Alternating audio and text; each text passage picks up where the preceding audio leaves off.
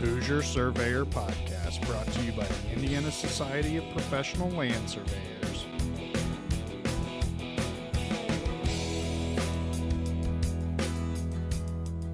All right, welcome to the latest episode of the Hoosier Surveyor podcast. Today is a windy, coldy, wet, snowy, rainy day, March 13th, 2023. I'm your host, Ryan Swingley, joined today by our producer, Ryan Selby, and the man of the hour, what I like to call ISPLS's man of quiet strength, Norm Hiselman. Ooh. So we thought today would be a great day to get to know Norm in a little more depth. And are we ready to dive right in? Well, good afternoon, Ryan and Ryan. Yeah. So let's, in the words of Coldplay and one of my favorite songs, The Scientist, let's go back to the start. Tell us a little bit about when you're born and where you grew up.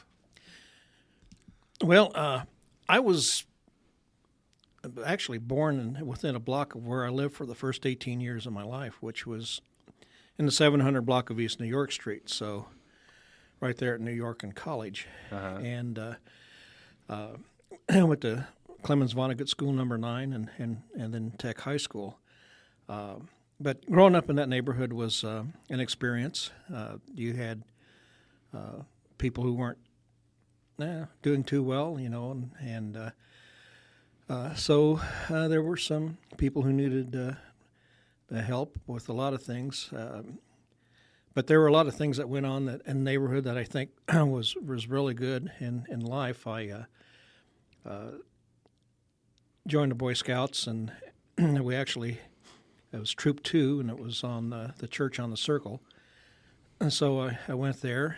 But then I had a lot of different Boy Scout troops, 63, 5, 83, as each one came and webbed and ebbed, and eventually became an Eagle Scout. There was always the church down there. We had basketball leagues and things like that. I actually coached a team from the church. We had a lot going on for a poor neighborhood, and so, you know, if you were involved, you didn't get into trouble. It's the guys who weren't involved that got into trouble. My dad got me into DMLA. I don't know if you know what that is or not, but what was it? DMLA. Okay, so I'm a past master counselor of the order of DMLA, which is something for that the teenagers, I guess you'd call it, who are closely tied to the Masonic organizations. Okay. So it's kind of an offshoot of that.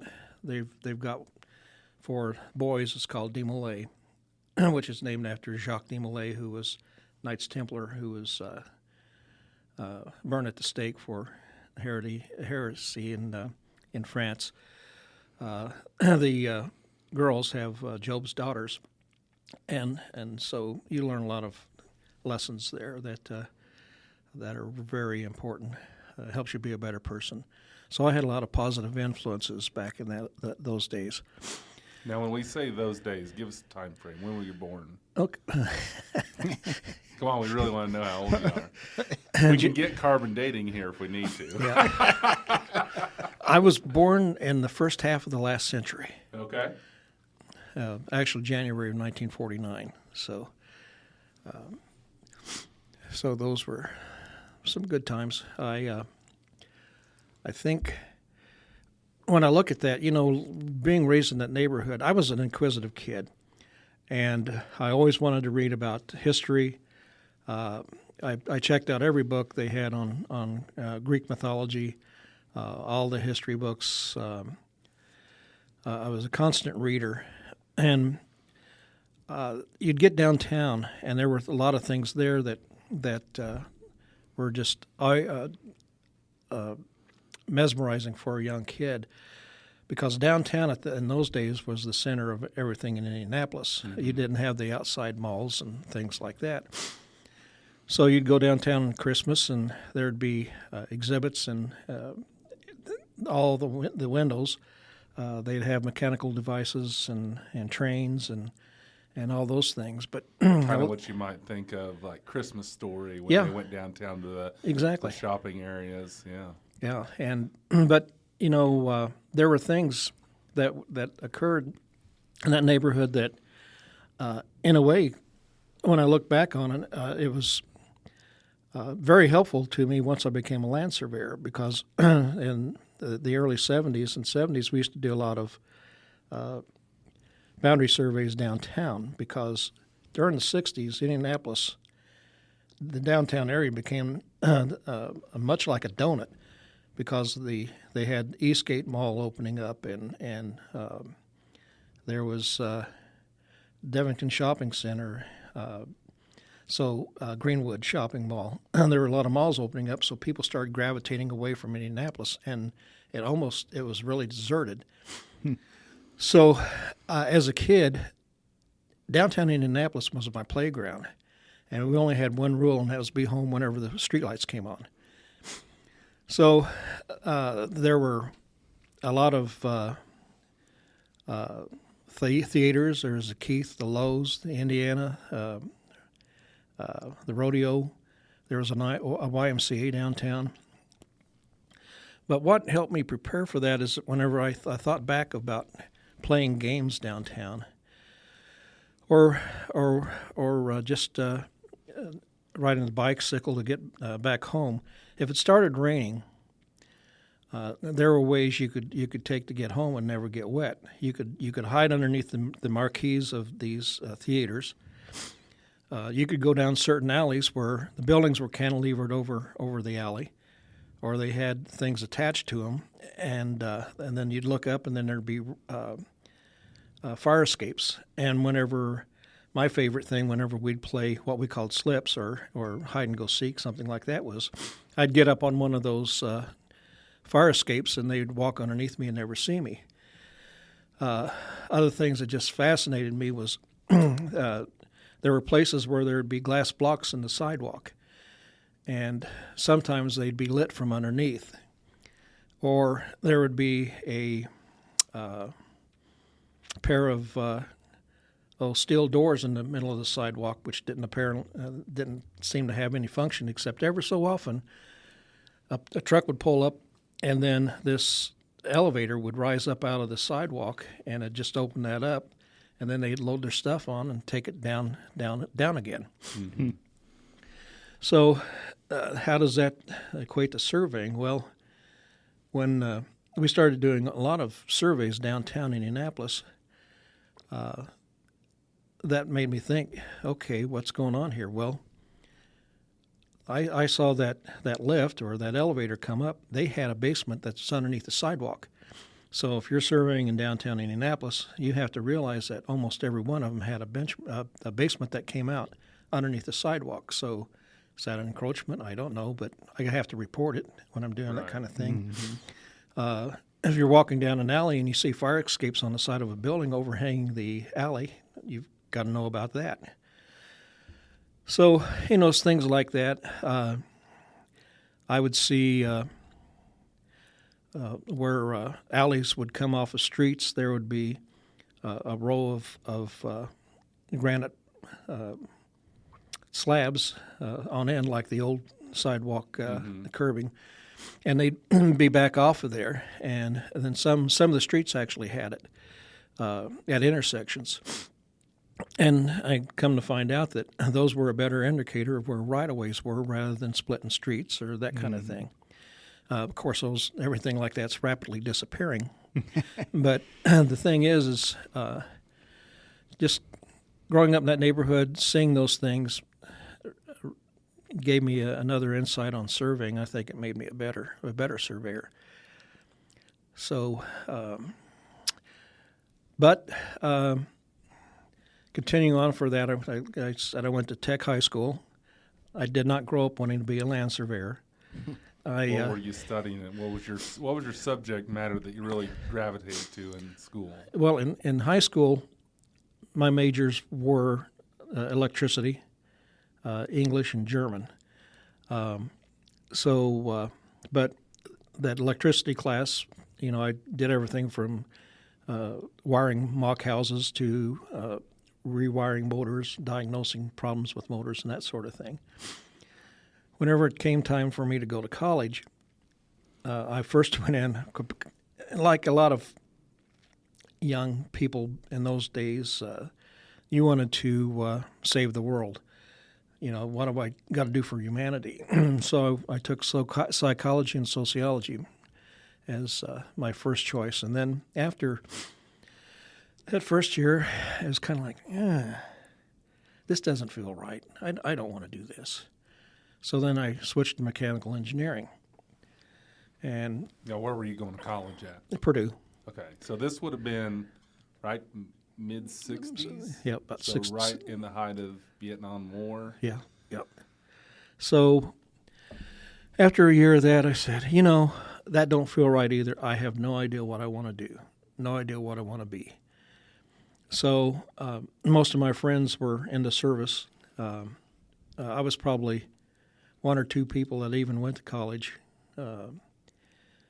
in that whole neighborhood. There was one other girl, and she went to college, but the rest of them either didn't want to, couldn't afford it, or whatever.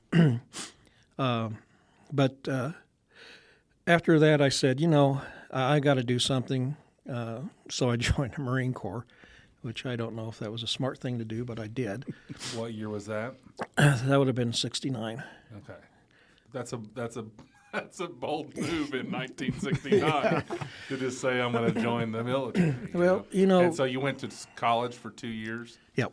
Okay. So I want to step back just quickly. One thing that you said that kind of brought my attention, I mean, obviously, I hear your name all the time, Hiselman, but I don't always think about the origin of that. And you taking German in high school, I would assume that's your heritage of that last name? And actually, I didn't find out till later, till I was Swiss. Oh, is that right? Yeah. Came from Bern, Switzerland.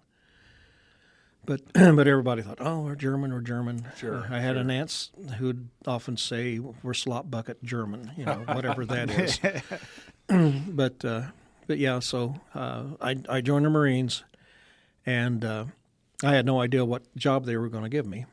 So towards the end of boot camp, they came around telling what everybody's MOS was, and MOS is a sort of like what your job's going to be. Mm-hmm. So a lot of guys were 0311s, which are the grunts, the field guys. That's what I was in the Army. Infantry, yeah, infantryman, But they came around and said, Hiselman, you're going to be a 0844. And he said, do you know what that is? I said, sir, no, sir. He says, well, that's a fire direction control survey for field artillery. And so right out of that, of course, you had to go through advanced infantry training, but then I went to school for that. And my job was to do surveying for batteries, which is a group of, in my case, it was howitzers. And you do survey work so you'd know where they were on the face of the earth, and then you'd come in and you would do all the math and everything it would take to hit a target 16 miles away. Mm-hmm.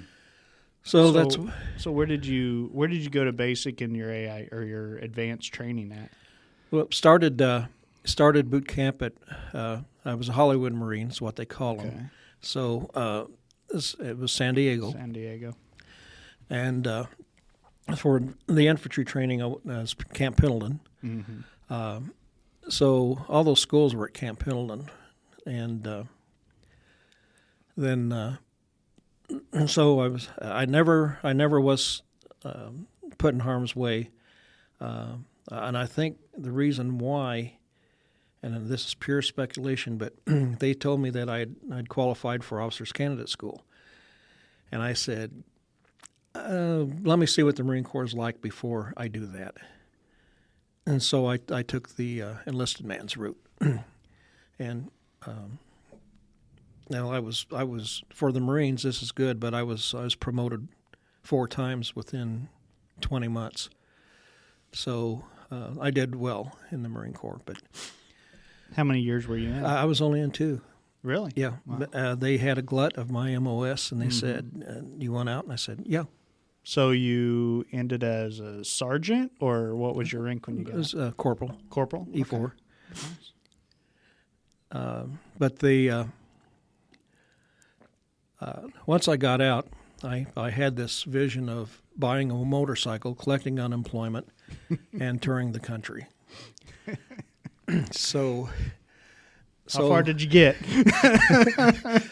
So I went down, applied for unemployment, and she's looking through there. She says, "Oh, we've got an opening here for survey help over at a company called Paul Kripe, and at 150 East Market Street. So go over there and see if you can fill that position." And I went over there, and well, I didn't get to go and collect unemployment and do all that. Now, before we go any further, like, you were nervous about this because you didn't think we were going to have, you were not going to be talkative enough, and you've been extremely talkative. So I want to go back. There's some things I want to touch on before we move forward. So tell me about your parents. What did your parents do for a living? And Well, Mom was a stay-at-home mom. Of course, most mothers back then were, but Dad was a tool and die maker for RCA, and he was there his whole career, and then finally retired from there. So Dad had a good income. I'd asked him before, if we did well, why did you bring us to a poor neighborhood and a rough neighborhood? And he said that he wanted us to be able to take care of ourselves and know what it's like to grow up in a place like that. mm-hmm. So even with that, the neighborhood is not as bad as some of the bad neighborhoods are now. I mean, Right. you had your 10%, but most of the time everybody was good kids. So what was your mom's reaction in 1969? You come home and say, "Mom, I want to join the Marines." What was her thoughts on that? Well, my brother had joined the Navy. My family had been all Navy, and I thought, there's no way I want to be on a ship, because Dad was was at Pearl Harbor and was on the California when they were bombed back in December of 41. So he had that ship sunk underneath him, and then he was on the Lexington, which was sunk. So he was on 2 ships that were sunk. And then you keep thinking about the USS Indianapolis and what happened with that. And I said, there's no way I want to be on a ship. So, but I'll kind of keep that tie with the Navy by joining the Marines. Sure. So, but Dad was saying, "I want to be good for you," and Mom didn't say much about it at all. So, Mm-hmm. So how many siblings do you have? I've got a brother and a sister. Okay. So where do you fall on the rank? Are you the oldest, youngest, middle? Middle, Okay. but my sister's like 13 years older than I am. How much older? So your brother was younger than you and was Yep. already in the Navy when you went to the Marines? Yep. Okay. See, he didn't go to college or anything, so he went straight into the Navy after. Okay. So do you think that aside from the officer candidate school, I mean, was there an ASVAB back in those days? Did you take an exam to kind of get a feel from where you ought to be for your MOS? They had, if I remember right, that's been over 50 years ago, but they had a GCT, I think is what they called it. And and from that, they're able to tell a lot of things. Right. Yeah, I remember taking I'm assuming you took the ASVAB. Yeah. I remember taking the ASVAB in high school, and it came back with all the things that they thought you had the mind for, and it was pretty eye-opening because all of mine was like architect, engineer, surveyor, those kind of things. So I was like, wow, that's because that was the way I was gravitating towards anyways. You got any fun stories from basic or any hard stories? I'm assuming that was a hard time to be in the military. Let's see, I'm trying to think of things I could say. We can always edit if we have to. I mean, the one thing I can think of that besides the ordinary stuff that goes on in boot camp, but the one thing that was really bizarre to me was one time our platoon did something bad. I don't remember what it is now, but we screwed up somehow. So when we got back to the barracks, they put the whole platoon into this like broom closet. I mean, and it was shoulder to shoulder and front to back, and he closed the door on us, and we were building up sweat and really getting hot and everything. And then he'd open up that door and say a few things, and that you won't repeat. I won't repeat. Yeah. and then he closed the door again. And when that was all over, then he said, "All right, everybody out." So we all came out and we're tripping all over ourselves, falling on the floor. And then he says, "You weren't fast enough. Everybody back in." So we'd go back in. Okay, now, so far it sounds like it's not that bizarre. But so his final time, he let us out. And he says, "All right, everybody to the shower." So the whole platoon went into the showers. And we were all naked, so we're all close together. Even when you were in the closet, you were all naked? No, we. Okay, I just want to make sure. No, when we hit the showers, we were, and then of course you've got that whole platoon in there, and you're touching each other. There's no way about it, and the water's running on you, and then pretty soon he goes, "All right, everybody on your heads." Headstands.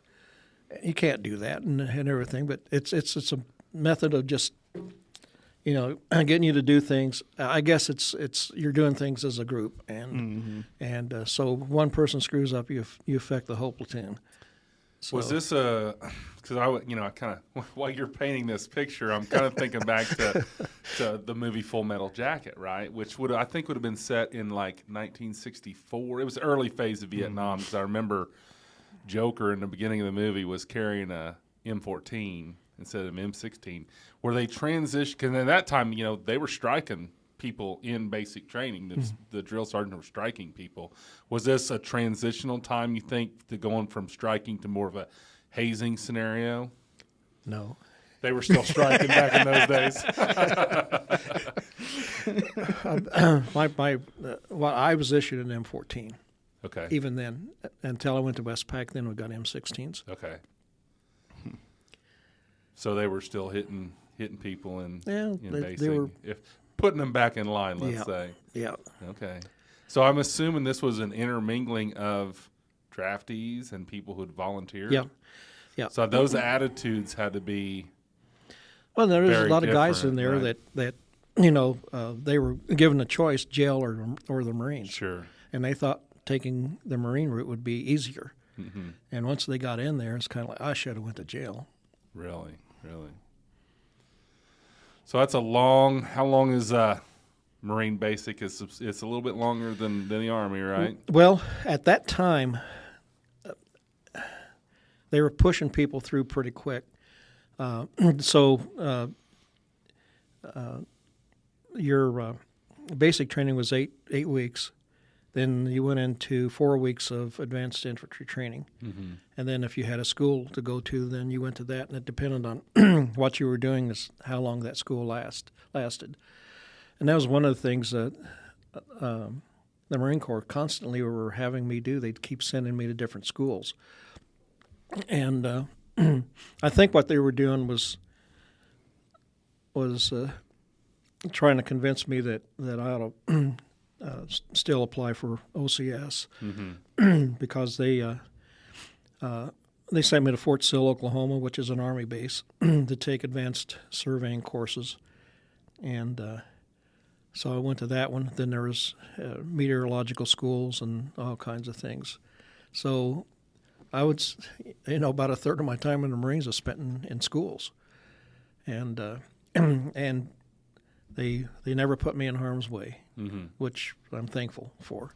So when you got out of basic and you had to go to your advanced training, was there any time in between where you could go home and visit? And then where did you end up going for your advanced training? You said Everything was at Camp Pendleton. okay. Where's that at? It's in California. Okay.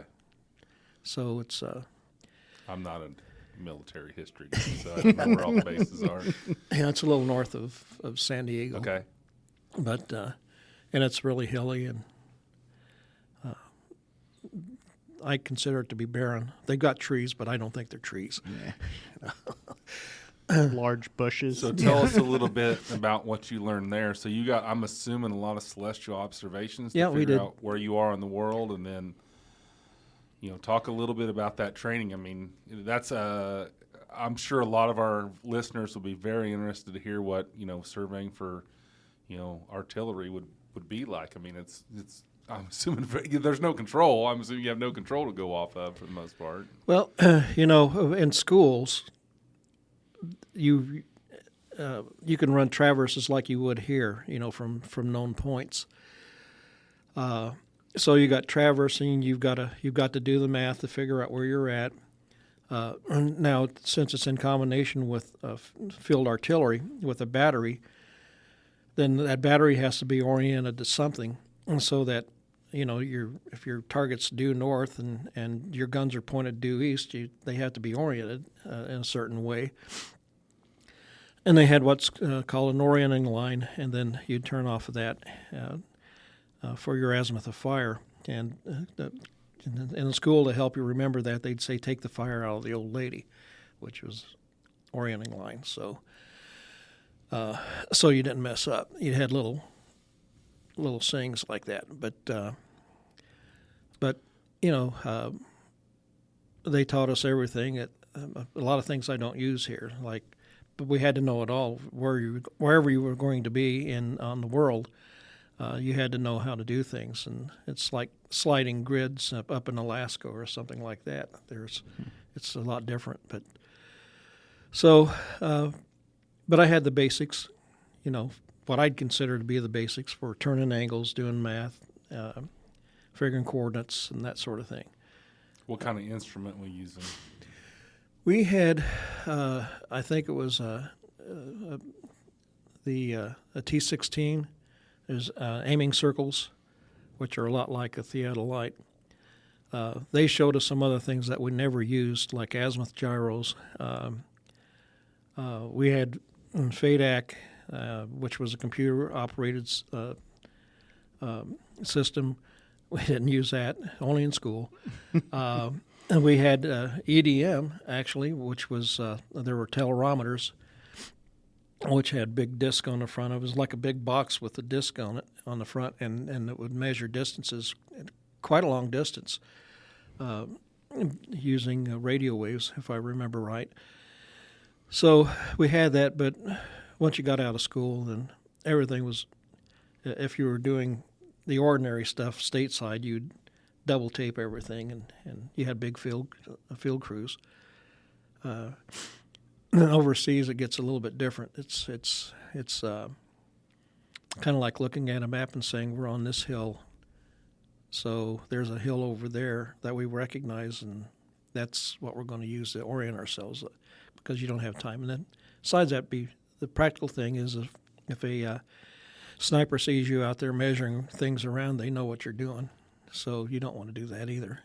Mm-hmm. True. So was there a lot of low setups? I mean, I think I've seen artillery guys talking about being on their belly surveying. And was that kind of stuff you were doing? Or was No, you're probably thinking of forward observers. Okay. Which I did not do. Okay. All right, so you learned quite a bit about turning angles in advanced training. What happened then? Where did you go to Vietnam? Nope. Nope. The farthest west I got was Okinawa. Okay. And Japan. Okay.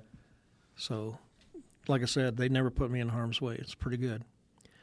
So when you got out of advanced training, where did you go to Okinawa, or were you stuck around stateside for a while? They sent me to the school first, and then once I was done with school, then I went home for 30 days of leave, and then they sent me to Camp Lejeune, North Carolina.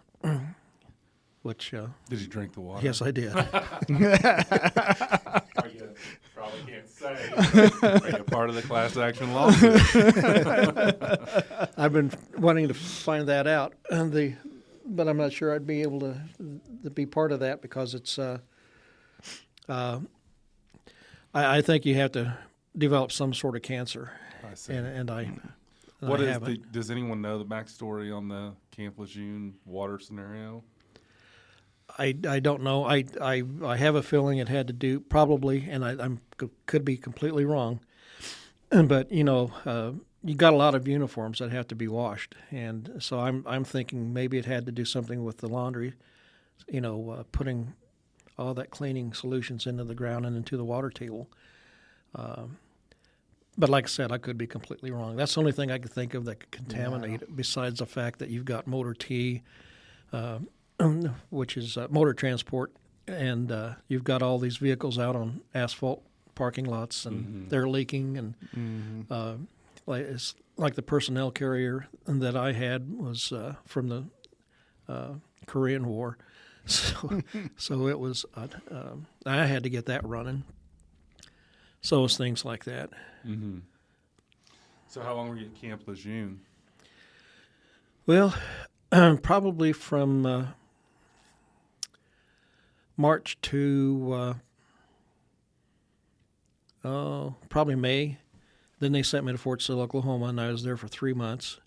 Then I came back, and then that December, then they sent me for some more training for Westpac because they were going to send us overseas. And at that time, you didn't know where you were going. All you knew was that it was in the Western Pacific, which encompasses a lot of areas. And so it was more advanced infantry training and that sort of thing. And they were teaching us things like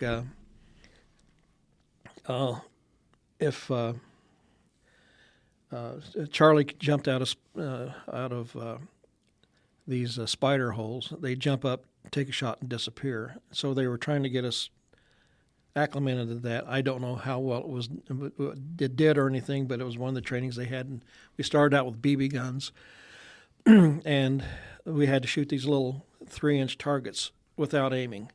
You just go boom like that, just as quickly as you saw it, then you'd shoot it. And then they had a shooting disc in the air and that kind of thing, and it was all a reflex action rather than an aim and shoot. And we all got pretty good at it. But like I said, I don't know if they ever did that I doubt it. Mm-hmm. But that was part of the training. So, but they were just trying to get us ready for what might happen in Vietnam. Right. And then, but didn't go there. So you got to go to Okinawa. Yeah. How long were you there? Well, we were on Okinawa for 3 months. Then we went on a float up to Japan. That was, again, I joined the Marine Corps to keep off of the ships. And then you ended up on a ship. Up on All the Marines are the soldiers of the sea, right? So, but yeah, so I was on 2 LSTs. That's a landing ship tank, which is a really big ship. It's got all your trucks and your Jeeps and in our case we had I said it was howitzers, but they were self-propelled. They look like a tank, but not quite. Mm-hmm.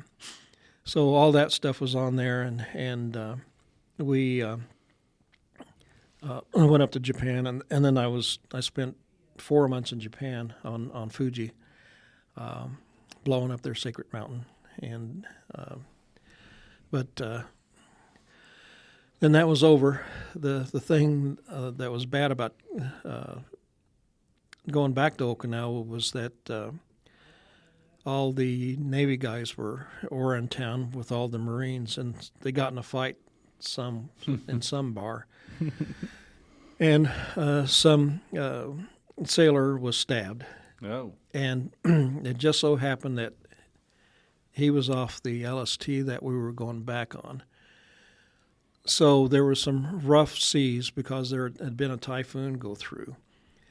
So, I mean, if it's an experience to be on a ship that large and have it float up on a wave and then nothing underneath it and then just drops, 20 feet and hits the trough and then does it again over and over.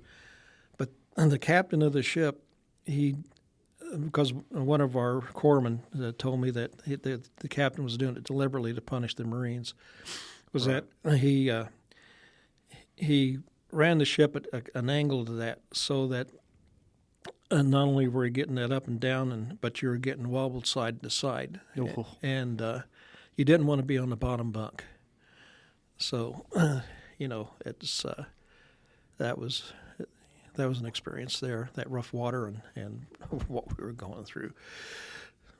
But as soon as we got back to Okinawa, they changed the camp we were assigned to, and I was only there for a couple of months, and they came through and said, the Marine Corps has to maintain a number,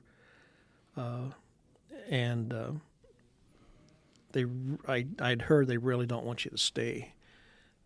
So they said, and your MLS is glutted. Do you want out, an early out? I said, okay. So, did you get any R&R when in Okinawa and Japan? You don't strike me as the Japanese food guy, but do you like Japanese food? I ate a lot of Japanese food. Uh-huh. And what was neat about it is that in Japan, I think it had something to do with the World's Fair or something like that, and so they had modernized a lot of like Tokyo and places like that. So they actually had toilets, instead of What was the alternative to them not having toilets? well, a few of the bars I'd been in, you'd go into the restroom and there'd be a hole in the floor with a ceramic lip around it. Mm-hmm. So I guess that's what Hovering, you do is you hover. hover. That's the way a lot of them were This is going down dark over in path here. Iraq and Iraq and Kuwait had a lot of those in the bathrooms and areas that's what they were still using when I was over there. So Well, they say that squatting is much healthier for you. that's what they say. Now, was taco rice a thing in Okinawa at the time? I hadn't heard anything like that. Yeah.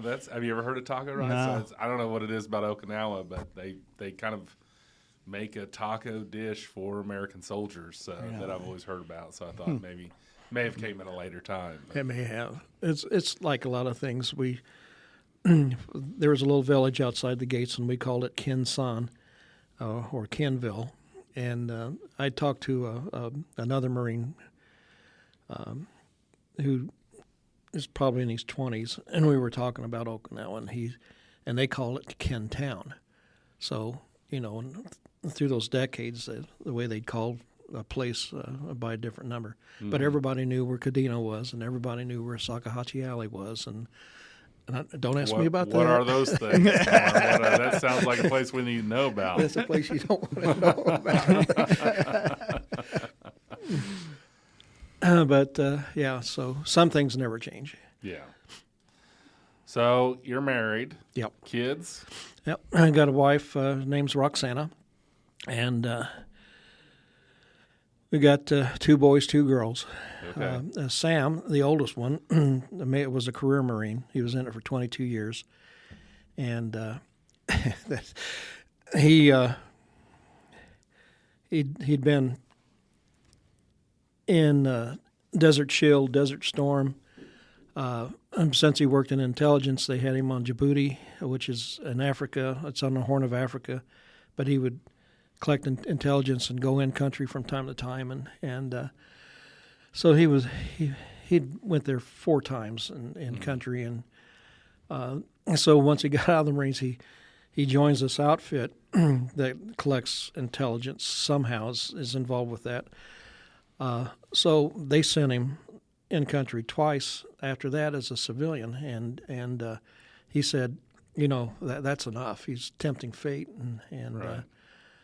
so I don't know what he does now. It's still something. I'm sure it's military related, because once you've been in the Marine Corps, or I can imagine any service for 22 years, is probably pretty much ingrained in you. Yeah. And you just can't shut it off. But his wife's a school teacher. He got 2 boys. one's studying engineering at Virginia Tech, and the other one's getting ready to, this year he's graduating from high school. So he's doing something environmental. I have the youngest son. He's that one. Everybody's got that one kid that doesn't want to go with the program, and so I had him into surveying for a while, and he worked for quite a few people, and he enjoyed surveying. But he keeps trying to say, "Dad, get me on where you work," and and it's, I don't know. Well, first of all, you better get your driver's license back, Yeah. and I mean, he does all right for, and he still is in the old neighborhood, and I don't know why, but. So I've got my oldest daughter is a nurse, and she has a boy who works at McAllister, and my other daughter has two kids, and the her daughter or my granddaughter does some kind of thing with art, and but. So, it's a typical family. Yeah. When did you meet your wife? 1974. Actually, I'd been married before. I did the one thing they tell you in when you get in the service not to do. That is, when you go home, don't get married. And they get you. I think the experience of boot camp and going through all that, you kind of get this feeling that I got to grab onto something and hold on to it, which is kind of a mistake to get married on that premise. Right. So we. That's not when you married your wife, was it, Ryan? My first one. I'm starting to see some trends going on in here. Yeah, but whenever I got out and started working, we at that time they were working long hours. I would put in 60 or 70 hours a week, but we were doing layout work for Shore Walk around Geist and Morse reservoirs. So we were trying to keep ahead of all that stuff, and I made a lot of money, but didn't have any personal time. So in a way, I kind of put that blame on me for not being there, and eventually, because I hate to say something like this on the air, but I wasn't there, so she found somebody that was. So we got divorced. So luckily, there wasn't any kids out of that one. So you met the love of your life in 1974. Yeah. And you were already out of the military, so let's transition from post-military life. You alluded to this a little bit. You come back, and there's a magical job at Paul I. Kripe. Yep. Downtown area. Yep. Okay. Yeah, and I worked there, and then the oil embargo happened, and they laid off half of us.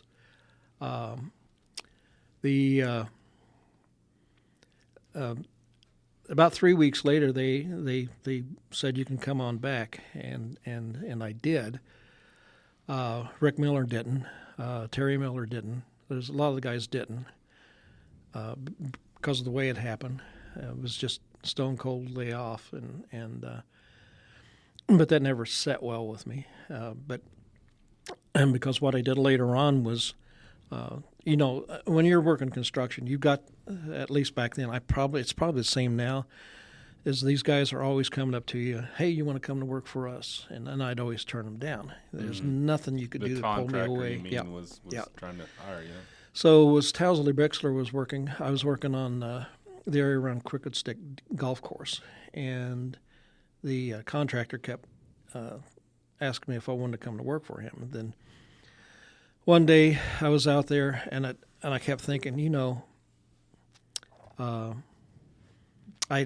didn't appreciate the way the layoffs were done. So I said, sure, when do you want me? He says, fast as you can. I said, how about tomorrow morning? Oh, wow. Now, for our younger listeners, that's called burning a bridge. Well, I certainly thought so. I certainly thought I did, but it turns out I did not. But the thing is I thought so. So I went to work for him. Of course, whenever you're divorced and until you find that person, you travel around a lot, with the Sure. different partners and that kind of thing. And so I worked for him. I laid out their stuff. I laid pipe, set manholes. I was a jack of all trades for him. I showed him how to. Now, when you say lay pipe, you're I got down the the trench okay. and laid pipe. I showed them how that they could run grade on they didn't have lasers back then, but I showed them how they could set up an instrument and keep grade going downhill without having to set up batter boards and that kind of thing.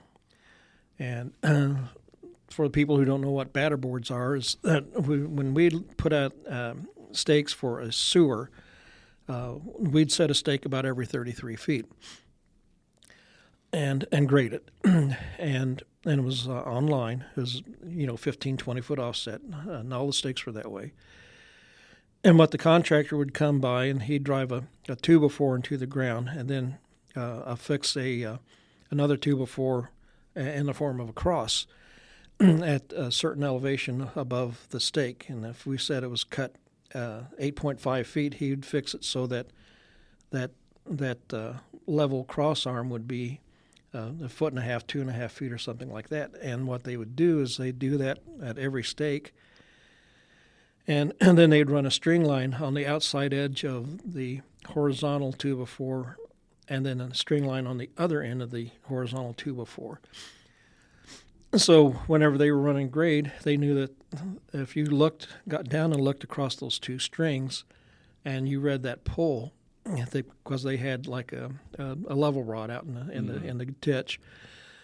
So when you look across those two poles and you knew it was cut 10 feet, then you could just read that pole, and then you'd tell the backhoe operator, well, it's got to go down or whatever. So that's the way they did it. But So I said, assume that 33 feet was because pipe segments were 33 feet long? it was just usually that, depending on the storm, is about 7.5 feet. Sanitary is about 20 feet. But we just divided it up into the threes because, you could drive a stake every 7.5 feet, but that's not economical. But we did those things, and then I said, if we set up this instrument here, and I know that that's 3 feet lower at the other end, if I just set up so that I'm looking right down the trench line, and I put in the vertical angle or zenith angle, and all you have to do is walk down the trench, and you're just reading 10 foot all the way down. Right. And so I laid a lot of pipe that way. But what happened was the guy who hired me, when you work construction on something like that, if you don't use the materials, you're supposed to burn them or something like that because they've been paid for. But the guy who hired me was taking stuff home. All the batter boards, the lumber that would have been he was used for taking batter anything home, and they caught him, and they fired him, and so I finished up, and then because he was gone, they had no use for me, and so they laid me off. And so now this is where you're going to see some tie-ins from your podcast from a couple weeks ago, but so. I said, I probably burned a bridge at Cripe, so I don't think I can ask them for my job back. So I called up Joe Proud at the Marine County Surveyor's office, and I said, Joe, do you have a place for me? And he said, sure. And Joe was that way, so he hired me. And while I was working there, I had a friend who was another Marine. He said, I know this girl. She's really nice. And she, I think that she'd be good for you. And I said, no, I'm not interested right now. I've been burnt out on females, so I'm just going to cool it for a while. And I think I turned down those blind dates about 3 times. Mm. And then finally I said, all right, I'll go out with her. So he and his wife and Roxana and I went out, and we went to some nightclub. It's 42nd and Pinland Pike. There was it's not there now, but there was a hotel there, a motel. Now, was this disco era? Yeah. Now, I was John Travolta suit on. Ready to you roll? betcha. Stacks. I used to be 6'4". Is that right? Because of the stacks. I mean, Yeah. I had heels. Did you have goldfish in them? No. That was for another You set. had to be a PIMP for that, didn't you? I think so.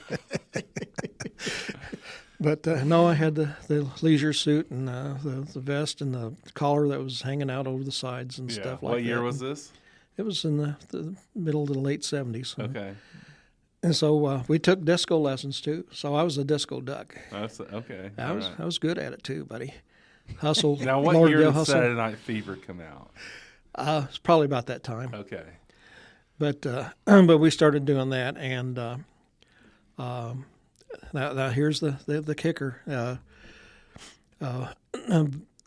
Our blind date was over the Labor Day weekend, and December 17th we got married. Okay.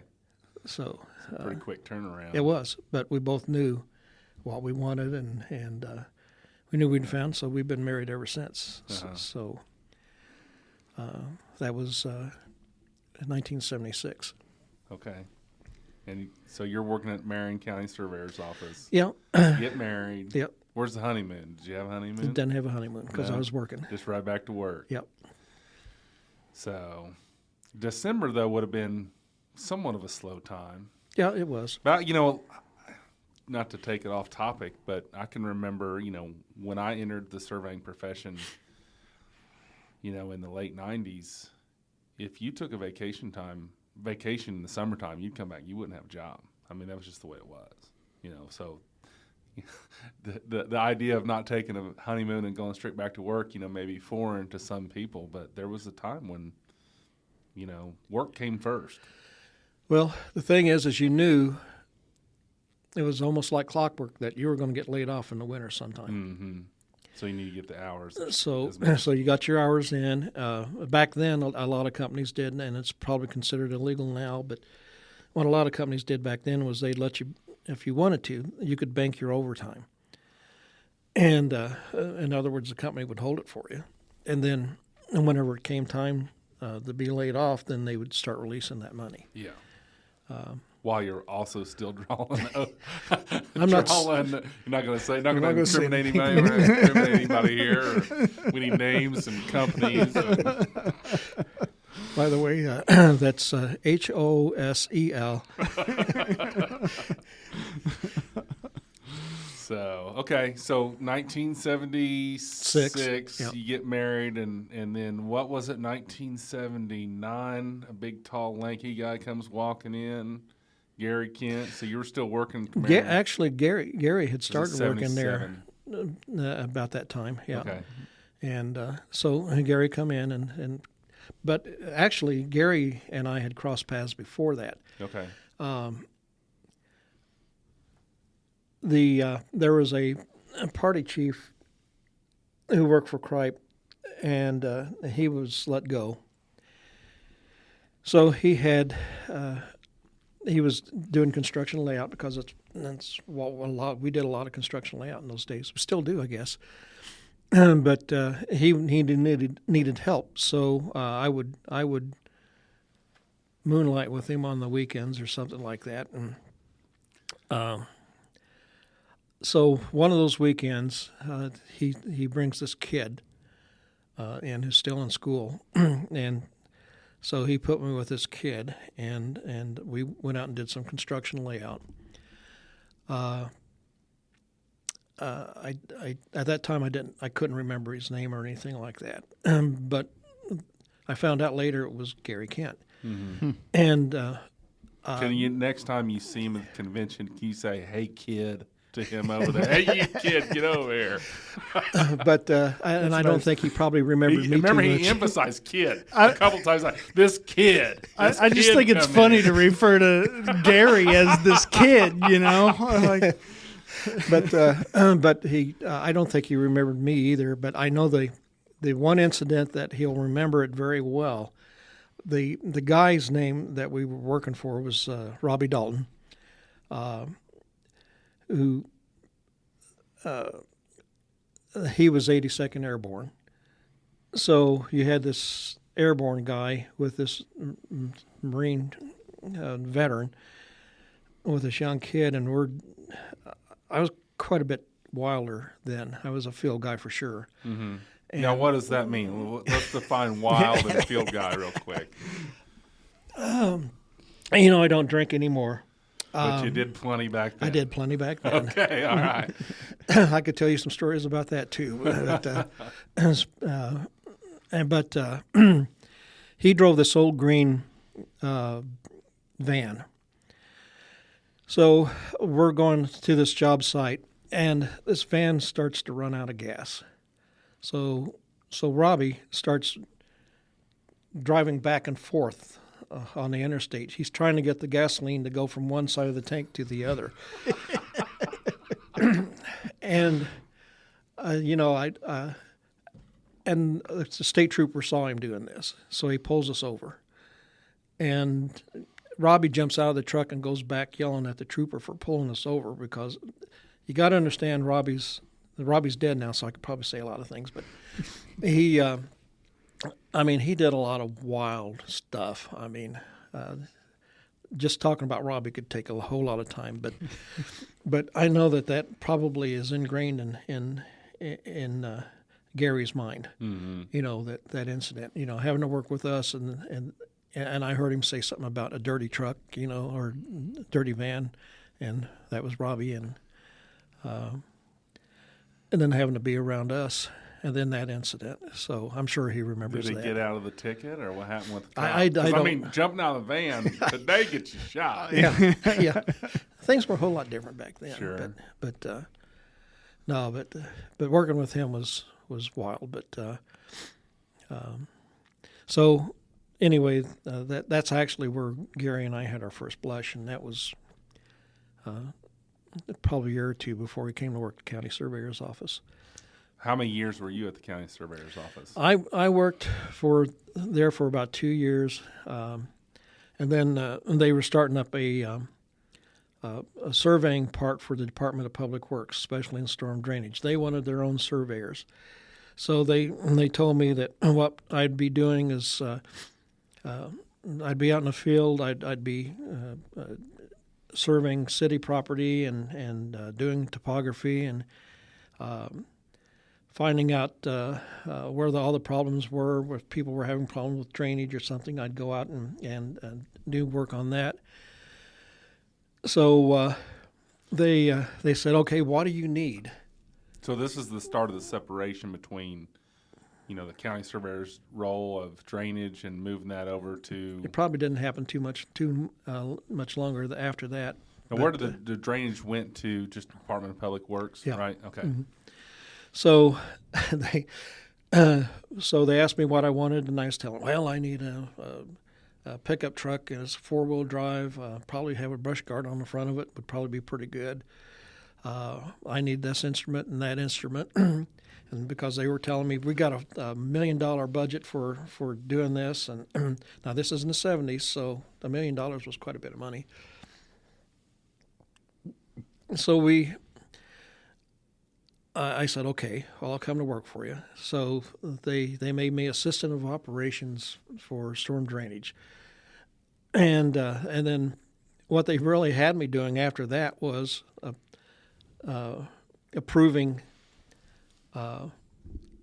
construction plans, checking drainage calculations, and that sort of thing, which really took me away from the surveying role. And in a way, I was If you weren't in the field like you would want no, to be. no. I think I can only think of a couple times where I actually went out in the field to cure somebody's problem. Did and they get you that sweet truck with a brush guard, though? No. Well, hell. What I ended up with is a retired sheriff's deputy's car, and we threw our stuff in the trunk. And, Okay. And it was whatever they could gather from all different departments for the instrumentation. So this didn't turn out quite the It way did you not. would want It did not work The out. $1 million was spent somewhere, but it sure as hell wasn't on surveying gear. That's right. So, so after a while, I decided, well, the other thing too was we'd go out, we would do some ties on some section corners. We'd dig some things up, which was a good thing about working with Cripe back in those days, because the way Cripe approached the subdivision, we dug everything. We dug every corner. We never accepted anything at the surface. We dug every corner. So then I went to the county surveyor's office, and we were digging corners and things like that. So I learned a lot about finding stones or different things, and so I came from a digging culture, and I know that Bob Wilcoxon and I used to, when we'd see things where other surveyors had not done too well, it was kind of like all they had to do was dig, you know, and but they didn't. So They showing an MR on the plat and a mag reading. yeah, We've all seen those surveys. yeah. What was it I saw one time? It was magnetic signature. Okay, there you go. That sounds a little more scientific than an MR. So, but what would happen is, and this is just indicative of a government job, but we'd go out with, okay, you've got to find out and perpetuate these 3 corners or these 5 corners, and we'd go out with a 4-man crew and do our job, but often we would finish early. So we would drive up on a parking lot, which is south of the city county building, and you could drive back there and they wouldn't say anything. And we'd play cards until it was time to come in. Now, Norm, there's a lot of incriminating evidence in this episode. Now, the next thing you're going to tell me you were smuggling weed on the weekends in your county vehicle. No, but the thing is I said, you know, this is wonderful. It's an easy job, but I'm losing my edge. Yeah, you right. know, and so I went to work for Mid-States Engineering. All right, so we've reached the halfway point in our conversation with Norm.